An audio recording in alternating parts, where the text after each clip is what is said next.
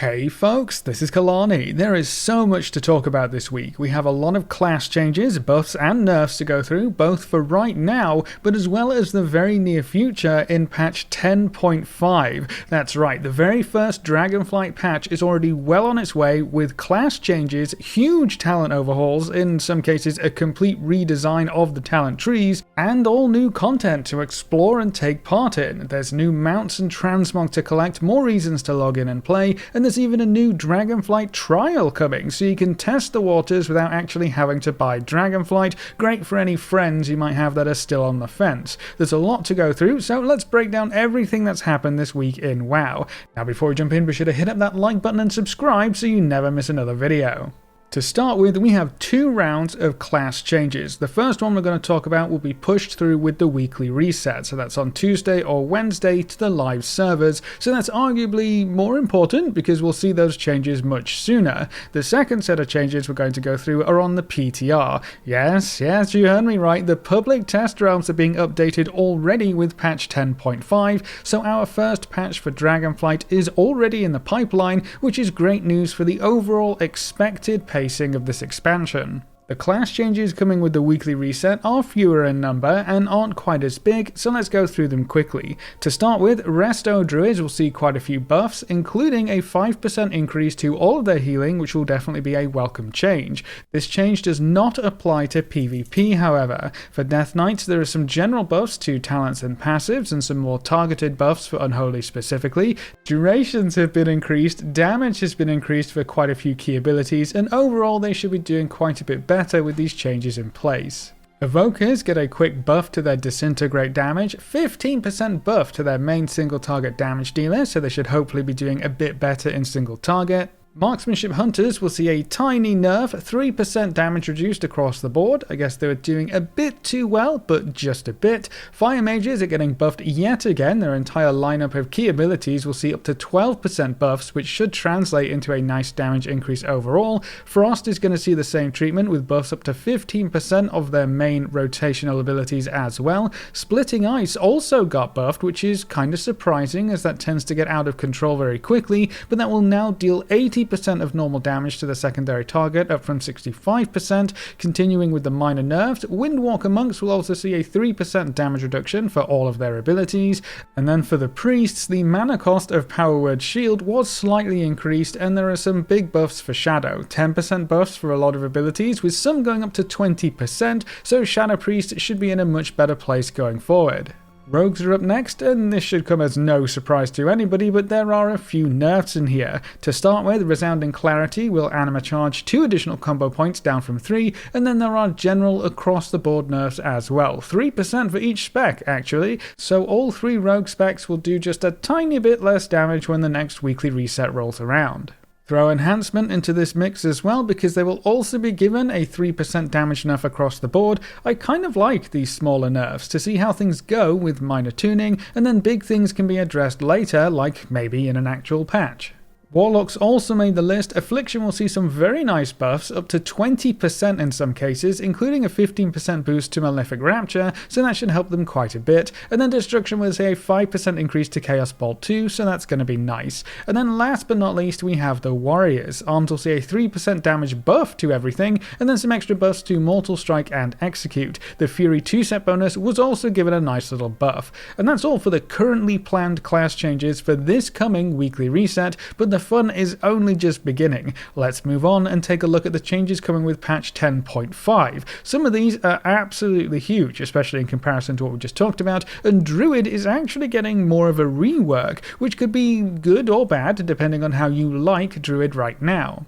So to start with, all druids are going to learn Swipe at level 10, so that's been added to the baseline kit. Swipe and Brutal Slash damage will reduce by 50%, but there's a new talent later on that increases the damage by 100%, so that'll get you back to where you were before. There are so many new talents, and talents being moved around in the class tree, new connections are being made, and overall the important spells and abilities will hopefully be in easier to reach areas.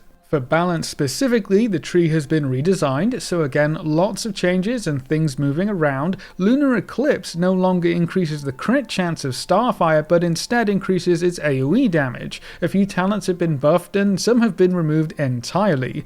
Guardian will see the same treatment, the tree is being shifted around a whole bunch, abilities are being made baseline, and there are a lot of new talents to comb through to see if anything's fun and exciting waiting for you in the new patch. Now, Feral hasn't been left out either. A few nerfs to various bleed talents, some bonuses thrown in for ferocious bite talents, and a whole lot of talents are just moving around. So your trees are going to look very different from most druid specs as we head into this new patch. I'm actually really surprised. Usually these kinds of big changes are left for the major patches, but patch 10.5 is coming in swinging so far. Preservation Evokers will also see quite a few changes. The way Temporal Anomaly works and provides shields is being changed completely. It will now apply shields to everyone it passes through, reduced effectiveness beyond 5 targets, the orb is going to be faster, and it also won't slow down when it hits an ally if I'm reading this correctly, so it's going to be zooming over your group. The cooldown was also increased, so you won't be able to spam it quite as much, and there are a handful of other changes to talents and some slight buffs. For marksmanship hunters, Salvo is being redesigned to be an active button from what I understand, so instead of your multi-shot or volley just auto-applying explosive shot every 45 seconds, you can now actively use Salvo to make your next multi-shot or volley trigger the same effect. This would just give you more control over when and where those extra explosive shots go. In addition to that, double tap is being removed, which I am very sad to see. In its place, we're getting a simple 10% reduced cooldown to aim shot and rapid fire. Kinda boring, especially considering we're losing a very iconic ability there. And then there's also a small buff to calling the shots, which is nice, I guess. Moving on, Mistweaver monks have a lot of talent changes. Some talents are being removed, those are at the bottom of the list, but then there's a long list of new talents being squeezed in here. There are some new connections being made, and then revival healing is also being increased by 100% while not in the raid, so that'll be helpful for every other type of content. For the Paladins, only Holy is in the list so far. Blessing of Winter has been redesigned to now restore 1% mana per 2 seconds. Avenging Crusader is now going to cost Holy Power with a much shorter cooldown, but also a much shorter duration, so that's a potentially interesting change. And then there are also a few other changes thrown in that will hopefully give you an extra boost. And then Priests will see a lot of changes too. For class changes, there's a new talent that turns Psychic Scream into more of a Horrify, so they're going to stand in place instead of run around everywhere. Then there's also some bug fixes by the looks of things, but Discipline seems to be the main focus right now. There are so many changes to abilities, talents and passives in here. Spells or talents have been redesigned, extra functionality has been added in for spells and abilities, and it looks like Disc should hopefully be a bit better with these changes in place. Holy has a few changes as well, though nowhere near the long list of Discipline, a few talent changes, some slight talent movements, nothing too crazy either way. And then for Shadow, various talents will now also grant Insanity, giving them more sources to maintain their craziness.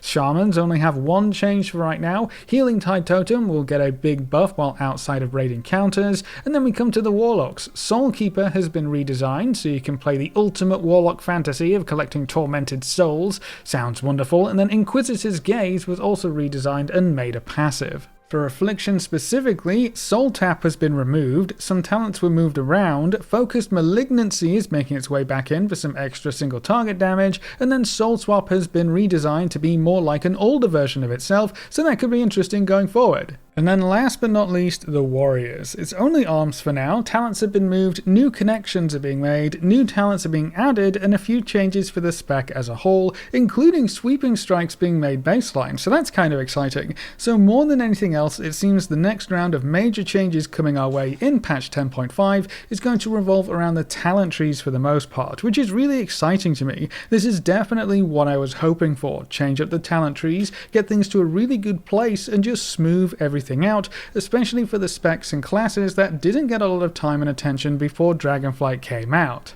Now, there are a few other things in these PTR notes that might be of interest to you. To start with, we will finally get the promised transmog changes that we've been waiting for quite a while now. Both grey quality as well as white quality items will now be available as transmog options. These items will also become buy none equip, so be prepared for that. I guess you won't be able to get the transmog and then pass the item on or sell it. This will hopefully also include a lot of quest rewards that you may have disposed of back in the day, but we'll have to wait and see just how much of this is going to be awarded retroactively. Either which way, this opens up a lot of new transmog opportunities, especially for more basic transmog options and looks. There are a lot of fancy looking clothes or holiday related transmog options too, or literal cosmetic options that were white quality, so they should hopefully be included as well. So the wait is nearly over. As well as those changes, we will also see the addition of enchant illusions being made available on Legion artifact weapons.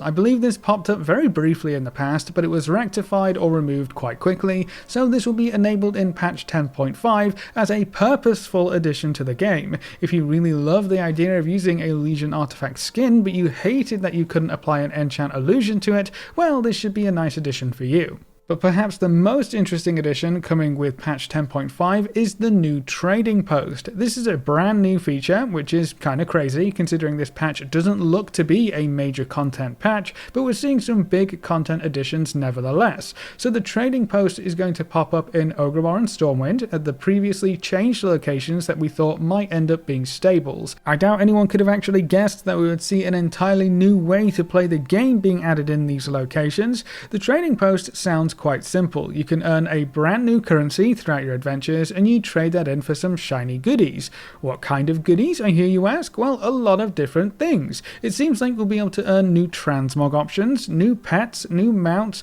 and even be able to collect all the rewards that are no longer obtainable in-game, as well as the ability to buy store-only mounts. That's very interesting indeed. We don't have an exhaustive list yet, obviously, but we do have some samples of what kind of things to expect. This is a brand new transmog set and it comes in two colours, the Sun and Moon Warden sets. One is silver and white while the other is green and gold, very typical of the Warden aesthetic, but these will be actual transmog sets that we can earn in-game via the trading post, and these look absolutely amazing. To go alongside them, a new mount has also been data mined, also in two colours. This is Ashadar, Harbinger of Doom. It's literally a spectral tiger in Warden armour, with Warden glaives adorning the saddle. How amazing does that look? Pairing these two cosmetic options together yields some fantastic results too. There are a lot of other rewards that have been data mined as well, including pets and this magenta cloud serpent, and I'm sure Wowhead will continue to data mine anything and everything they can find related to this new feature,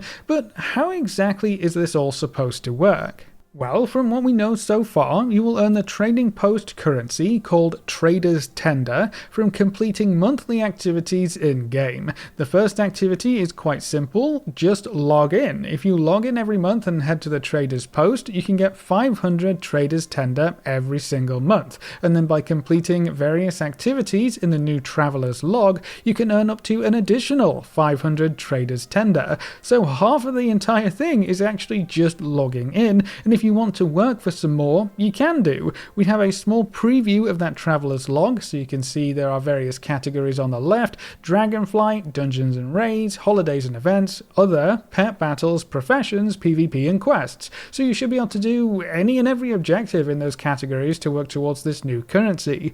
On screen we can see Imbibe Zanzal's Slow Poison, Resurrect Players, Show Some Love to Fallen Dragons, and Show Some Love to the Dragon Aspects. That's in the other category, so they're really opening this stuff up, I guess. All in all, I imagine it's going to be very, very easy to cap out this currency each month, and that kind of seems to be the point. So this is what our list of goodies could look like in any given month, and it also gives us a better idea of what kinds of rewards are on offer, as well as a very interesting button towards the bottom. So here we can see some unique transmog options, some new ensembles, and right at the top the Celestial Steed. So we know for sure that mounts will be included in here that were only previously available in the store, at least in some capacity, which is really interesting. But with so many things on offer, how can you buy it all with only 1,000 coins? Well, You can't. It looks like you're going to have to choose which ones you want to go after in any given month. And all of these rewards are going to be rotating every month as well, but there are two important factors to consider here. The first is that the dev team said that the monthly rewards will cycle and they will come back around. So this isn't a case of if you don't get it in this 1 month, you can't ever get it ever again from the trading post. Things are going to rotate back in. So it's not a question of whether you can get it again, it's a question of when you can get it again. That's really nice in a system that would otherwise incite mass FOMO. And then the next thing is right down at the bottom. Drag an item here to freeze it and prevent it from expiring. So if there's something you absolutely want, but you just can't quite afford it this month, you can save it for next month down at the bottom and ensure that you can pick it up right away. So there's a lot of flexibility in how you can earn these rewards, which is nice to see, and it looks like they're designing it with that in mind instead of adding that later on. Now, I've seen a lot of folks call this a battle pass. They're actually introducing a battle pass into World of Warcraft, and while it doesn't look exactly like you might expect a battle pass to look with a reward track, and you work through all the events and the rewards bit by bit or whatever, I don't think it's actually too far off. The nice thing about this implementation for WoW is that it isn't being used as an extra source of revenue. You don't have to pay for this battle pass, quote unquote, but you do have to log in to take advantage of it. And you do need to have an active subscription, so while it is not a new revenue source, it definitely is a subscription retention feature, because if you want these rewards, you will have to keep up with your sub. It's almost like a loyalty program, and if it turns out fun with some good rewards, I'm actually super happy with this approach. There are already some amazing sets being data mined, so here's hoping this simply gives us more things to do and more things to collect in game. But what excites me the most about this whole thing is that we have a patch 10.5 PTR update already in the wings. It's not going to be a major patch by the looks of things, so don't expect a new zone or even a continuation of the current storyline, and I doubt we'll even see a new dungeon or anything like that, but we will see some interesting additions to the game, and at least some pretty impactful class changes and balanced tuning. So this isn't an empty patch by any means, and this is only the very first glimpse we have of what this patch could contain. They can add anything they want over the next month or so that it will probably be available for testing, and I imagine we'll see the patch go live sometime in late January or maybe early February. It honestly depends on how much they try to cram into the patch. The more they squeeze in, the later it will most likely release, but I think this is great for potential pacing of this expansion. The single greatest problem that Shadowlands had was its pacing. You can honestly ignore almost everything else if we had faster patches, faster responses to issues, and just more things to do that actually respected your time in game. So you might think this patch is too early and the expansion has only just begun and oh my gosh, they're trying to run things through already, and you're not entirely wrong, but you do have to remember that no matter how small a patch may be, it's going to need testing. So that's time on the PTR for things to get ironed out, which means the PTR needs to be updated way before the patch is actually scheduled to go live. We won't see this patch hit live servers for a while, but it's really nice to see that Blizzard has some things lined up for us already. Pacing is key in my opinion, and I really hope Dragonflight does better than what Shadowlands did. And then the last little bit in this video, another interesting update we had this week is the introduction of a Dragonflight trial. This does come with quite a few restrictions, but it will allow anyone who has not yet purchased Dragonflight to give it a good poke, experience some of the most impactful parts of the new expansion, and basically just give it a trial period to see if they want to jump in for real. So with this, anyone with an active subscription can create an evoker and play through the Forbidden Reach intro quest lines, and then you can also play through the Waking Shores up to level 63. That includes all of the stories and questlines there. You can unlock and play around with the dragon riding, look at how professions work in Dragonflight, and they're even letting you into 2 dungeons, the Ruby Life Pools and the Knockhood Offensive. So that's all pretty neat. Getting to play with dragon riding especially is definitely the best part of that, and I'm glad they included it in a trial of Dragonflight. This trial is only going to last until January 2nd though, so you can play Dragonflight for free over the holidays if you haven't decided to buy it yet. Great news if you have some friends who are still on the fence. But that's all of the big news for this week so far, so that's it for this video. What do you think of the trading post and its monthly rotation of goodies and activities? Are there any sets or mounts that you hope make their way into the trading post? And what do you think of all those class buffs and nerfs? Leave all your thoughts in the comment section below. A big thank you to all of our supporters over on Patreon and to all of our members here on YouTube. You can see the names floating by on screen. If you'd like to add your name to the end of every video with a special shout out at the start of the next video, you can find links in the description over to Patreon or click the join button just below this video. And if you want to see more videos like this, make sure to subscribe and ring that notification bell so you never miss another video. Thanks for watching, folks. Good luck and have fun, and as always, I'll see you next time.